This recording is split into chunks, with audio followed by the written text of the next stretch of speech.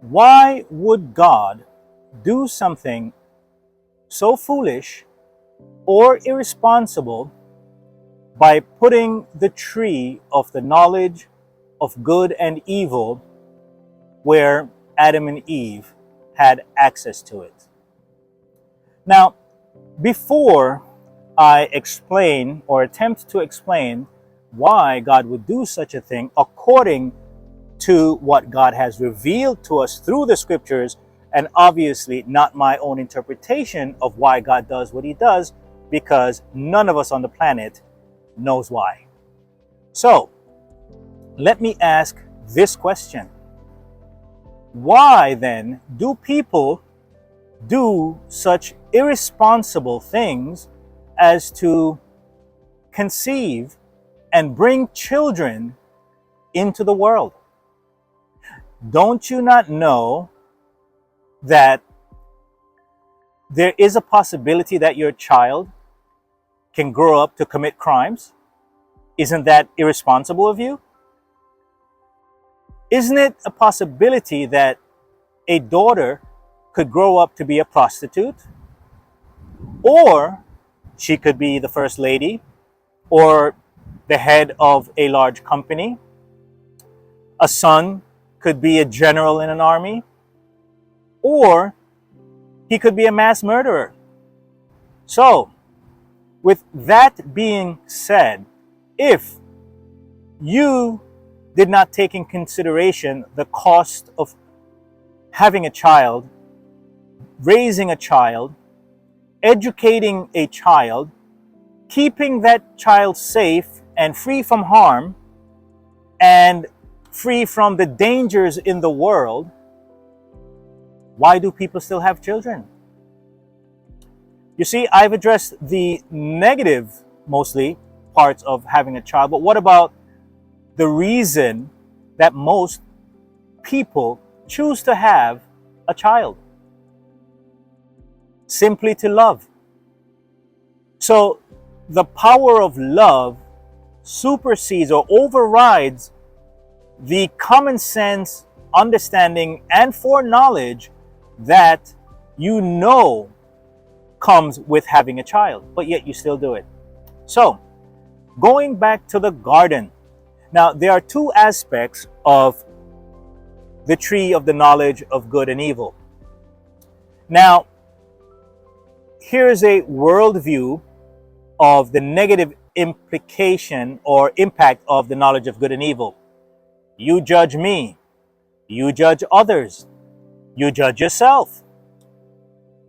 Who or what standard do you get that ground from in which to pass judgment? So you see, you are just a human born into a world that exists before us, and it will be here after us. So how can a human govern the rest of mankind? It's just nonsense. So with that minimal understanding of how we judge others, that's from the knowledge of good and evil, thinking that we know what's best for the other person. Who am I to judge that homosexuality is wrong? Who am I to judge to say that we should be in relationships with male and female? There are standards all around us. Nature, the ocean, the animals, the birds, the very trees that exist is because of the fundamentals. A fruit tree cannot survive without its counterpart. Male and female is what produces fruit. This goes back to the garden. God said, I have made all the herbs and trees with their seed in it. And a seed in itself cannot do anything without its female counterpart or male counterpart. So you see, that's one aspect of the tree of the knowledge of good and evil, is that we are not equipped to judge any other human when we ourselves come into a world that existed before us to try to dictate what is right for mankind. So, why judge?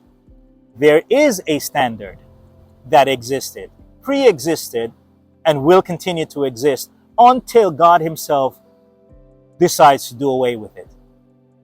That is moral ethics, moral guidelines. That, for example, murder, it does not need to be debated. Theft does not need to be debated. It is a universal law. However, sexual immorality is debated because it interferes with an individual's desire to do the very things that are spoken against of. That's why. Plain and simple. Now, the other part of the knowledge of the tree of good and evil is that how would you know that it is wrong to take your newborn baby and set a pot on the stove or season it up and throw it in the oven, cook it and eat it? So you see, many people misunderstand the true meaning of the knowledge of good and evil with that tree. There are standards and morals that God reveals to us. You know you don't cook your baby and eat it like it's a, Thanksgiving dinner. But how would we know that? Did that exist before the tree of knowledge of good and evil? Now, many people I've heard say that pretty much to bottom line that Adam and Eve were just idiots and didn't know what to do. That is an interpretation and an opinion inserted in scripture, because God himself said in the scriptures that he brought the animals to Adam and Adam named them. So where did that intelligence come from? If he was an idiot, how would he know how to name animals? Think about that carefully. So we are born with foreknowledge. And to sum this up very easily, how can a 4-year-old or 6-year-old play a piano like a grandmaster, or create art, or create paintings or sculpt things of animals that they were never taught? So you see, in the scripture, that is referred. God put this knowledge into people prior, because guess what?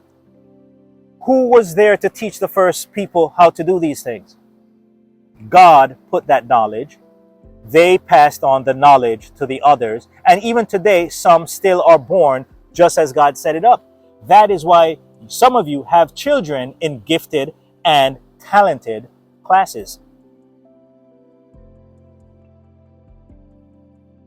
A very simple question: where does these gifts that you so-called come from? I mean, those who think that life just accidentally, out of nowhere, without a cause, just came into existence and you and I are here, but yet they accept that Mother Nature or the universe, that is stupid. You cannot have cause without effect. The gifts have to come from somewhere, a prior knowledge. That is the design of life. When Darwin looked into his microscope, he had a weak microscope that could not see the intricacies and the complexities of a cell. So he called it simple cell. Everybody on the planet that studies any kind of form of science knows this, but they deny it.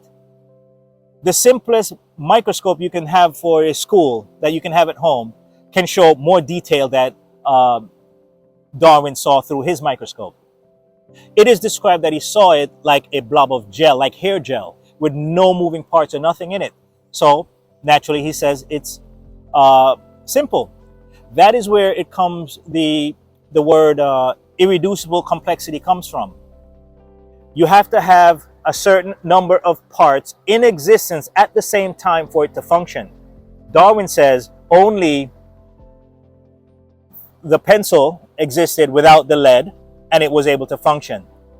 And then as you add a separate part, then it became better. That's nonsense.